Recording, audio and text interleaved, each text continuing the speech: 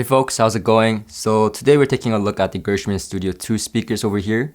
Now before I get started, please do consider subscribing and liking the video. It does help us out, and also it helps you out if you're interested in these audio topics.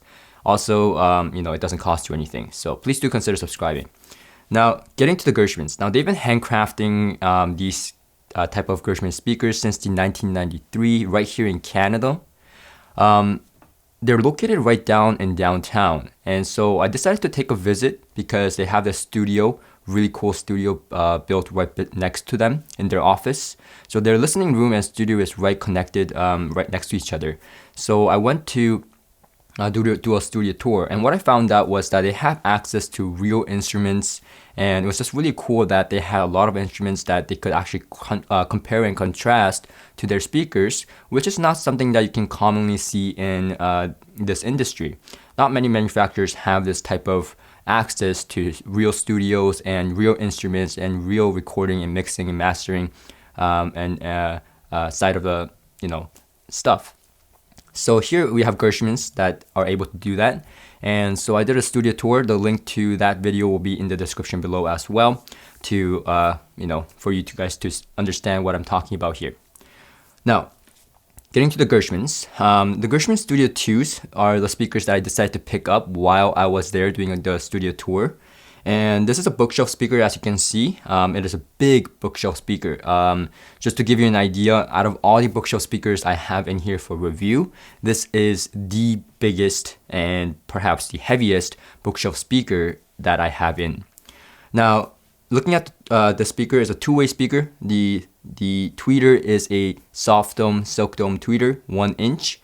And then it has the 8-inch aluminum woofer. And this woofer looks like a 10-inch. When I first saw it, I definitely thought it was a 10-inch.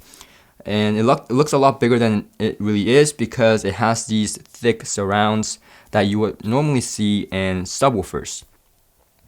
And we'll get to why that is in a minute. Now, this is a sealed design. So there's no ports or anything like that. It's a completely sealed design like some of the ATC speakers. Now, going into the crossover uses high quality parts. It's all handmade as well, using all point-to-point soldering for the crossover. Now, the cabinet itself is much more sturdy than other cabinets that you will see in the market because it's using high density board instead of MDF, which is medium density fiber board used in most manufacturers.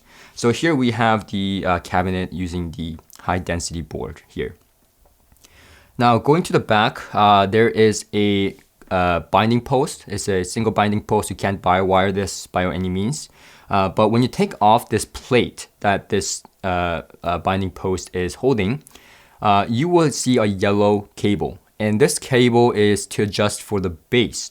Because this has so much bass, in some rooms it just doesn't work. And Gershman's told me that in extreme cases only would they recommend taking this yellow cable off. So when you disconnect that yellow cable, what happens is that the bass is dropped by about -2 dB. So it's not a whole lot, but it's something to help with that bass control when you're putting this into a terribly sounding room. So that's the new feature that they have came up with for the speaker. Now these are rated for 87 dB in sensitivity, and they are 6 ohms. Now that's a bit meaningless because like I will tell you in the pairing section, these are quite hard to drive in some cases. And so we'll talk about that in the actual pairing section of this review. So without further ado, let's talk about sound.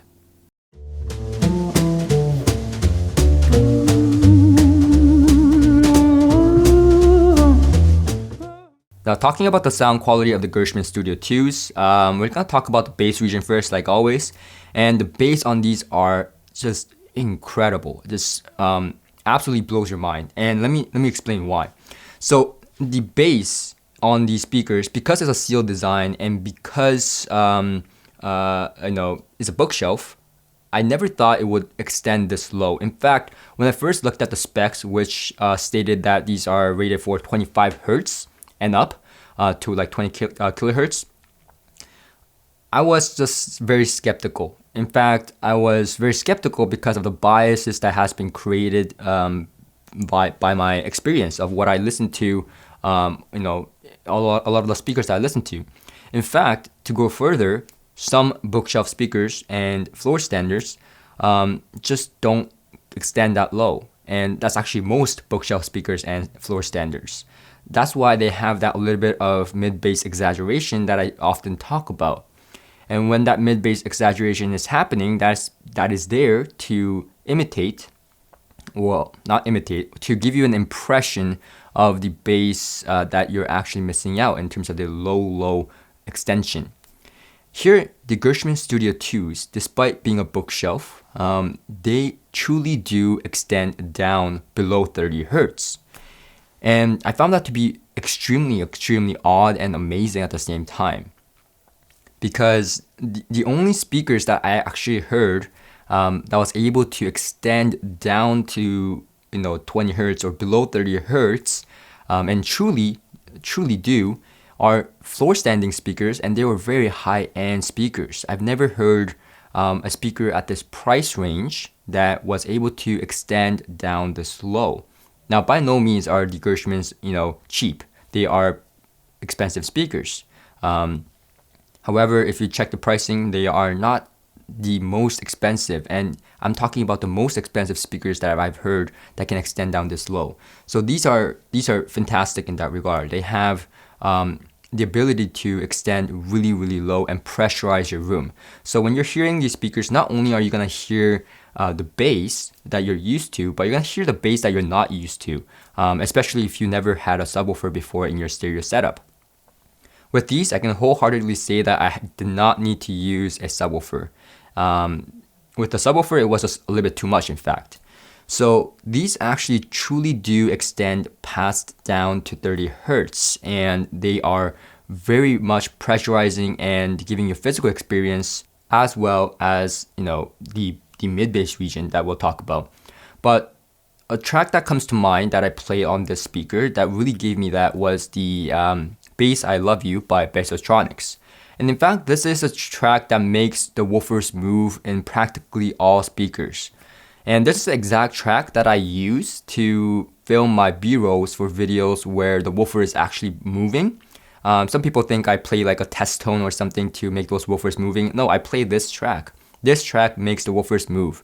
The difference is, however, that when the woofers move, sometimes there's no low frequency to be heard because the speakers are not able to recreate that low bass. On the Gershman IIs, you're able to hear all the bass regions, all the low frequencies reaching really deep down, and it's able to reproduce. So when the woofer is moving, you can actually hear that it's reproducing the low bass instead of just the woofers moving and you don't hear any type of bass. So that's an interesting track that you want to test out if you have interest in testing your bass. So that's the Gershman Studio IIs in terms of the low bass. Now getting to the mid-bass. Now the mid-bass is going to have a lot of authority. It's going to be very, how do I say it? Now I don't want to say aggressive, but it is very strong in amount. Now if you're coming from a very fast speaker or very tight sounding speaker, then these speakers will not be as tight or as fast. In fact, I didn't find these speakers to be too fast nor too slow. I didn't find them to be sluggish either. And in fact, I didn't find them to be, super tight either. I just found them to be quite enjoyable and with a lot of mid-bass energy, but not as exaggerated in most bookshelf speakers or even floor standing speakers in the mid-bass region. So you're gonna find that the bass extension down to, all the way down and up to the mid-bass region is going to sound pretty linear to your ears. And they've done a fantastic job of tuning it that way so that you don't feel like, there's a, huge bump in the mid-bass region after the extension in the low region. Okay, now getting into the mid-range. The mid-range is going to sound warm. It's going to have a lot of meat and bite to it. It's quite easy and smooth to listen to. There's no fatigue whatsoever. In fact, if you are someone who really enjoys let's say a string and the sibilance of the string plucking or strumming, or even violin, for example, then these are going to smooth that out a little bit for you. And so if you like that or not, that's up to you for you to decide. But these are going to be a bit more laid back in presentation in terms of the mid-range, and it's going to be a lot more smooth. In fact, this is probably the only speaker in the entire history of me reviewing things that I didn't want to kill myself when I played modern tracks. In fact, I actually enjoyed it. So with a little bit of guilt, I was able to enjoy modern tracks on this speaker because, as you know, the problem with modern tracks are that they're not as well recorded, and because of this, it comes off really bright with certain speakers. On this speaker, I was able to quite surprisingly enjoy the modern tracks without wanting to kill myself. Now, it wasn't all that great still, but it was still enough for me to enjoy them. And with the modern tracks, you get a lot more bass, and these were able to make that bass sound a lot more impressive than what I heard, ever. Now, some of the tracks that I listened to was Cry Me a River by Ella, Dire Straits, the entire album by Brothers in Arms, and I listened to a lot of tracks. And one thing that you realize is that when there are cymbals hit or there's a part of a song that you found sibilant in other speakers, it is nowhere to be found on the speaker. You're not gonna find this, bright or at all. Now, I'm not saying the details lost or anything like that. You can hear it, but there is no sibilance or fatigue that you experienced from other speakers. It is very laid back and easy to listen to, smooth and warm. So this is a speaker certainly for you to look at if you are someone like Tujin, who's my friend on this channel, who is a little bit more fatigued by the forward mid-range presentation or the high frequencies. Now, getting to the high frequencies, this is where it's kind of hard to explain, and because it's ultimately dependent on the setup. Now, to get the speakers right, I have them on a 20-inch stand, and I will link to the stand that I was using in the link description below. A very nice stand. And the hardship is that you can't really find 20-inch stands. It's very hard to find good 20-inch stands. But once you do, and you bring them to your ear level, because they're big, they need a lower stand. And once you do bring them to your ear level and have the tweeters pointing directly at your ears instead of out towards the room, you will find the treble to be quite pleasant and quite enough.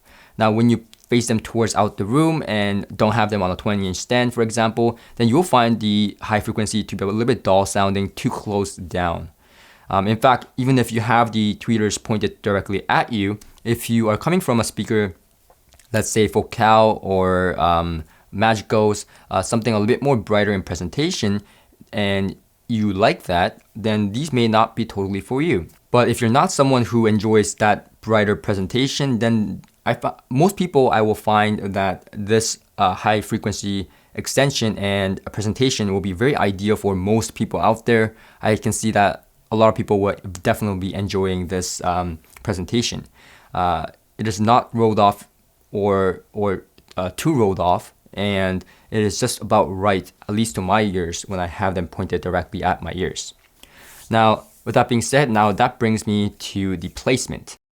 Never knew a moment could feel so right, could slow down time like this.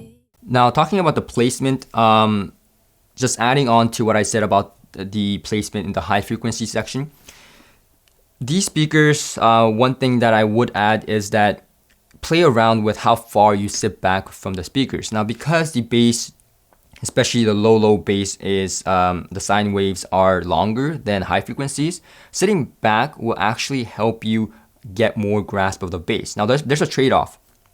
You will hear more bass, but the trade-off is that it's going to be a lot harder for you to have the tweeters sound right. So you want to play around with how far you sit back from the speakers and adjust the distance from you to the speakers so that the tweeters is still pointing at your ears and you are far enough to hear and feel the bass. So that's what I would definitely recommend in terms of placement. Other than that, there's not much to say about it because as long as you have the lower stands, have them pointed towards you, and you play around with the how far away you sit from the speakers, these are a closed design, so the distance from the side walls or the back walls is not going to matter as much as your distance from the speakers itself and the lower stands. So that's pretty much the placement. Now let's get down to talking about the soundstage and imaging. Now talking about the soundstage and imaging, these are going to be fantastic in terms of imaging. They're a bookshelf speaker. So imaging is going to be pinpoint down the middle. There's not much to complain about imaging or soundstaging. They are going to throw a large soundstage as expected of a bookshelf speaker. Now, they are not going to be imaged as well or throw a larger soundstage than, let's say, a mini bookshelf speaker or smaller bookshelf speakers. But it's going to lie somewhere between a floor standard and a standard bookshelf speaker. In fact, these are going to image sound a lot better, image a lot better than floor standing speakers. And while it doesn't sound like a bookshelf speaker by any means of a stretch because it has that low extension, when you're playing these and since these are black, the ones I have here, when I turn off the light, I really can't tell if this is a bookshelf speaker. It is just that good in terms of its overall presentation. But what I do get is that it has that imaging and soundstage capability of a bookshelf speaker. So when I play tracks like, for example, what is that track? My Favorite Things by Young Sana. Her voice is right there, right down the middle, and I can hear every breath, every lip smack, as long as I have them set up correctly. Now that's pretty much it. Now talking about the low listening and high listening level, let's get to that right now. Wash me in the water.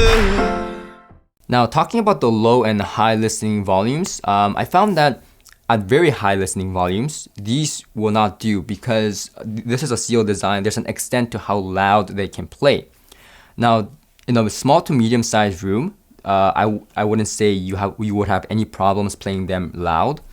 And in fact, if you have them on a large room, then that's when things will get a little bit tricky because you can't play them as loud. Now, getting into the low listening level, the low listening level is quite fantastic. Even at low listening volumes, you can really hear all the details and even the subtle bass region, the low extension. So that I found to be exceptional. Now, I wouldn't say this is the best speaker in terms of low listening, but it's certainly up there with the top 10. So these are fantastic for low listening level, not so much at ear splitting levels. Now, with that being said, let's talk about the pairing. Now, talking about the pairing, the Gershman Studio IIs are not the most easiest speakers to drive. In fact, it likes a lot of power. And when you give it a lot of power, you can really hear the bass and really the speaker come to life. In fact, the pairing that I would recommend with these speakers would be something like the Bryson 4B. The more power you give to this speaker, the better it will be because it likes a lot of power. Now, I had this hooked up to a Bryson 4B here at one point, and I was able to borrow it from a friend and have them hooked up. Now, that's the pairing that I enjoy the most. In fact, because the Brysons have a little bit of a brighter presentation, it was able to convey a little bit more high frequency, and that was a lot better in my opinion than let's say the Hagel H190 that I was using.